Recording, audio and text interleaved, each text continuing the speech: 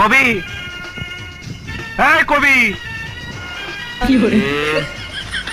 অপূর্ব, তুমি এই জায়গায় একা একা বয়ে রয়েছো কে? উস্তাদ তো আজকে আর আইবো না। আমি প্রচুর পরিমাণে গঞ্জিকা সেবন করিয়াছি। গঞ্জিকা মানে গেঞ্জি নাকি? গঞ্জিকা মানে গাঁজা। যখন এটা কবি বা বুদ্ধিজীবীদের আসরে থাকে তখন এটাকে গঞ্জিকা বলে।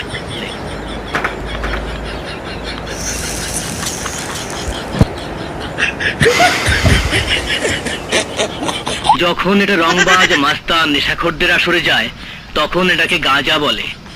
যখন এটা মাজার বা ফকিরদের আস্তানায় যায় তখন এটাকে বলা হয় সিদ্ধি। এক কলকি বানাবো? জানবে অপূর্ব? পাগল। আকাশে চিল উঠতে দেখেছো? কি সুন্দর ডানা মেলে উড়ে বেড়ায়। গঞ্জিকা সেবন করলে ওইভাবে আকাশের মধ্যে ওরা যায়।